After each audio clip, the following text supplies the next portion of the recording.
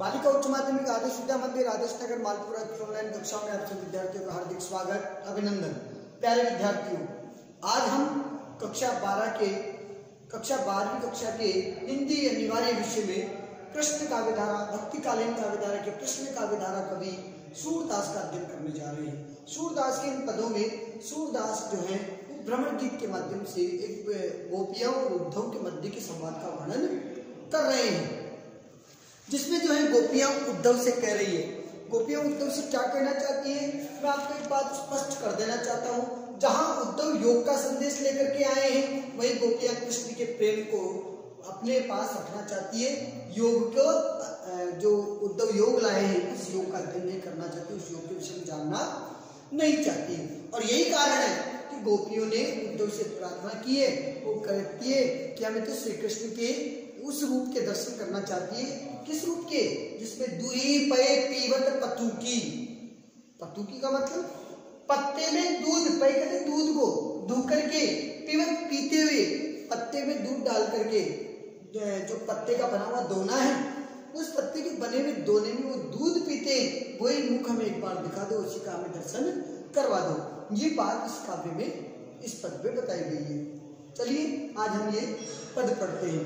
ध्यान रखिएगा कि ब्रज भाषा में लिखा गया ये पद है और कवि सूरदास ने इस पद में क्या बात कही है, देखते हैं। अखियां हरि दर्शन की भूखी। ये अखियां, हरि कहते हैं भगवान कृष्ण। कृष्ण दर्शन का मतलब है दर्शन, देखना, की भूखी। कवि सूरदास जो है यहाँ भ्रमर गीत के माध्यम से कहना चाहते हैं, गोपियां उद्धव के विवेक पर तरस रखते हुए कहती है, गोपियों को तरस आ रहा है उद्धव के विवेक पर, और कहती है कि हे उद्धव, तुम जो है यहाँ हमारे को योग का संदेश लेकर के आए हो, और तुम शायद अभी तक ये समझ नहीं पाए कि हमारी जो अखियां हैं, हमारी जो आंखें हैं, कह रही है कि हे उद्धव, हमें तुम्हारे ऊपर तरस आती है, तुम अभी तक ये समझ नहीं पाए हो कि हमारी जो अखियां हैं, हमारी जो आंखें हैं, वो तो भगवान श्री कृष्ण के दर्शन करने की भूखी है। हमारी जो आंखें हैं वो तो श्री कृष्ण के दर्शन करने को लालायित हैं। पुनः देखिएगा, उद्धव से कह रही है, उद्धव के विवेक पर वो उनको तरस आता है और कहती है, हे उद्धव, तुम अभी तक ये नहीं समझ पाए कि जो हमारी आंखें हैं वो तो किसकी भूखी है, भगवान श्री कृष्ण के दर्शन की भूखी है। यहाँ भूखी का मतलब लालायित भी आप कर सकते हैं कि भगवान श्री कृष्ण के दर्शन की हमारी जो आंखें हैं वो भगवान श्री कृष्ण के दर्शन के लिए लालायित है। इनकी भूख जो है वो नीरस योग और ज्ञान के उपदेश से कैसे पूछ सकती है। उनकी भूख नीरस ज्ञान और किसकी भूख? अखियों की भूख, आंखों की भूख जो है वो नीरस योग और निर्गुण ज्ञान के उपदेश से नहीं शांत हो सकती। उनकी भूख तो हरि के दर्शन से ही शांत होगी। ये बात इन्होंने कहा कि हमारी जो आंखें हैं वो तो भगवान श्री कृष्ण के दर्शन की प्यासी है, उनके श्री कृष्ण के दर्शन को लालायित है। हमारी आंखें जो भूखी है वो श्री कृष्ण के दर्शन के लिए भूखी है, और तुम ये समझ नहीं पाए। तुम्हारी योग की जो साधना है, ये योग का ज्ञान और निर्गुण ज्ञान जो है, इनके उपदेशों से इन आंखों को सुधा को शांत नहीं किया जा सकता। आगे कहा, कैसे रहे, कैसे रहती है? रूप रस, रूप रस कहते सुंदरता रूपी जो आनंद है। रूप रस का मतलब रूप कहते सुंदरता को,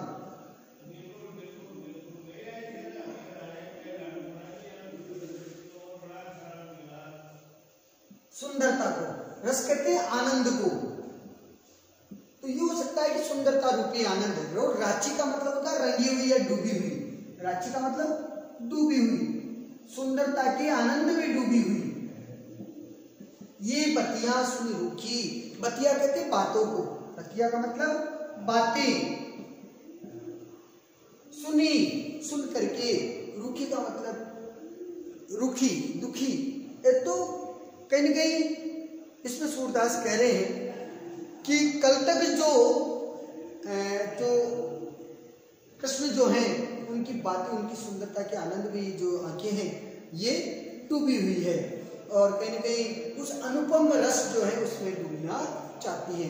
तो कवि सूरदास कहते हैं कि कल तक जो आंखें श्री कृष्ण के अनुपम स्वरूप में, अनुपम स्वरूप के रस में डूबना चाहती थी, उन आंखों में आपके नीरस जो उपदेश हैं वो कहीं न कहीं उन नीरस उपदेशों से वो संतुष्ट नहीं हो सकती। दोबारा देखिएगा, कहना चाहती है कि कैसे रहे रूप रस राची ये बतिया सुन रूखी। बतिया का मतलब बातें, कौन सी बातें? योग की बातें। तो कहा कि जो आंखें, जो नेत्र कल तक भगवान श्री कृष्ण जो है उनके स्वरूप, उनके अनुपम रूप के आनंद में डूबना चाहती थी, उनकी सुंदरता के आनंद में जो डूबी रहती थी, वो आपकी सुनी हुई बातें यानी योग की इन बातों को सुनकर के कैसे रह सकती है। आप देखिएगा कि भगवान श्री कृष्ण जो है उनकी बातें जो है उनको बड़ी प्रिय लगती है, और उद्धव लाए हैं योग और निर्गुण ब्रह्म का ज्ञान।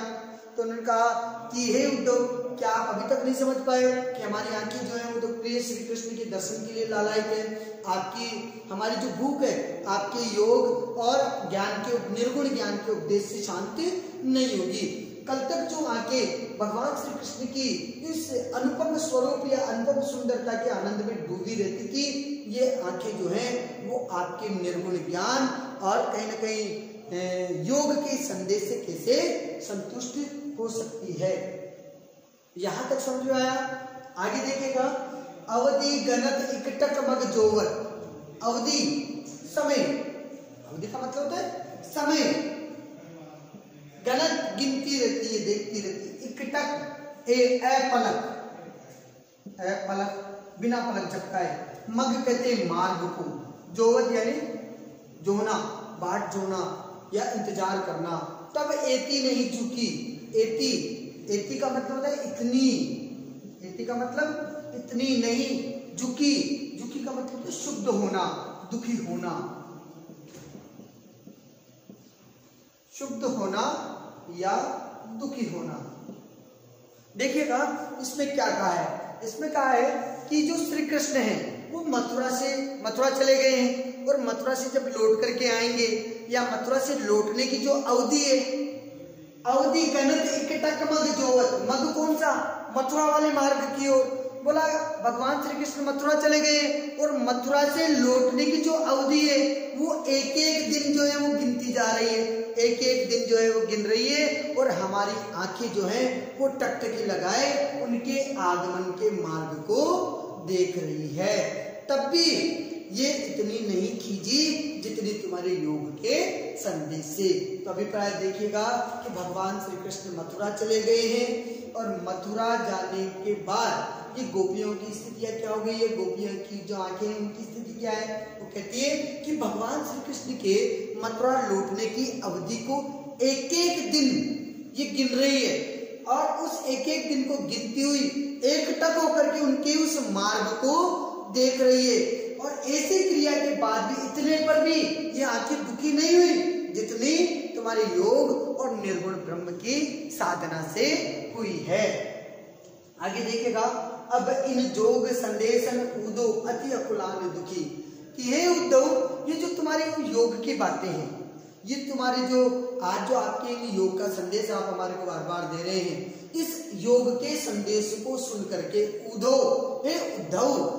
हे उद्धव, तुम्हारे इस योग के संदेश को सुन करके ये जो आंखें हैं ये अत्यंत दुखी हो रही है। क्या कहा कि हे उद्धव, तुम्हारे इस योग के संदेश को सुन करके अति अकुलानी, अकुलानी कहते हैं व्याकुल होना,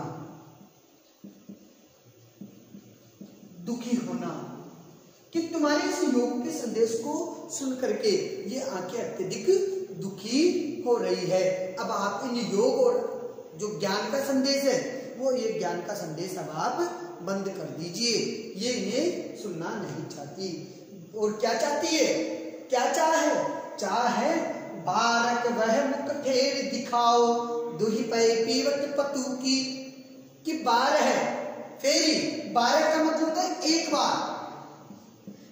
ये आंखें जो है अब तुम्हारे योग के संदेश से इतनी व्याकुल हो गई है, दुखी हो रही है, ये तुम्हारा योग का संदेश और निर्गुण ज्ञान का उपदेश नहीं सुनना चाहती, ना देखना चाहती है। इसलिए क्या देखना चाहती है आंखें? बारक एक बार, वह मुख तेरी यानी फिर से, वो मुख फिर से दिखा दो, दुही दूध करके पय करके दूध को, कि भगवान श्री कृष्ण पत्तों से बने हुए दोने में, पतुकी कहते हैं पत्तों से बना हुआ दोना, दोना किससे बना हुआ? पत्तों से बना हुआ जो दोना होता है उसमें दूध दू करके भगवान श्री कृष्ण जिसको पीते थे, और जो दूध से सना हुआ जो उनका मुख है वो एक बार फिर से आप दिखा दो। सूर सिकत हट नाव चलाओ, ये सरिता है सूखी। देखिएगा क्या गजब की बात कही है कि प्रेम रूपी ये योग की जो सरिता है ये तो सूखी पड़ी है, और तुम जो है ये प्रेम रूपी सरिता तो सूखी पड़ी है, तुम जबरदस्ती से इसमें क्या है कि रेत में नाव चलाने का काम कर रहे हो। तो ये दोनों पंक्तियों को पुनः देखिएगा तो कहीं ना कहीं गोपियां उद्धव से कह रही है कि हे उद्धव, हमारे जो प्राण प्रिय श्री कृष्ण हैं, हमारे प्राणों को अत्यधिक प्रिय लगने वाले जो श्री कृष्ण हैं, उन श्री कृष्ण का एक बार तुम दर्शन करवा दो। हमारे प्राण प्रिय श्री कृष्ण के मुख का दर्शन हमें करा दो। किस मुख का?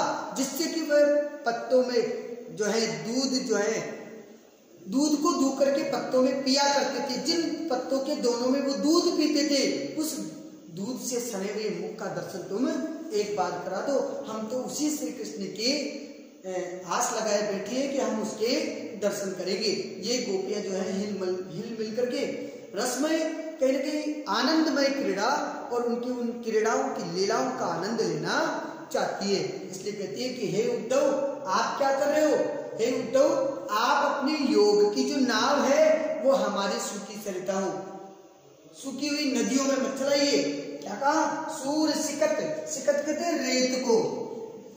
सूरदास जी कह रहे कि रेत की नाव, रेत पे नाव मत चलाओ। हट यानी हट से, हट योग जो तुम्हारा योग है, इस अपनी योग की नाव को हमारी सूखी हुई नदी पे मत चलाइए। हमारी नदी तो प्रेम रूपी नदी थी जो सूख गई है, कृष्ण चले गए, तो हृदय में बलपूर्वक चलाना जो चाहते हो ये संभव नहीं है। ये बात इसमें कभी सूर ने कही है कि हे उद्धव, तुम जो है अपने इस योग रूपी जो नाव है इसको हट पूर्वक इस रेत पे मत चलाओ, क्योंकि हमारी ये जो नदी है, प्रेम की जो नदी है, ये तो सूख गई। हमारा जो हम कृष्ण से प्रेम करते हैं और कृष्ण यहाँ से चले गए, तो हमारी से प्रेम की नदी पर तुम योग से इसको मत चलाइए। बलपूर्वक चलाना ये संभव नहीं है। यह जो है काव्यांश में कवि सूरदास ने ये बात कही है।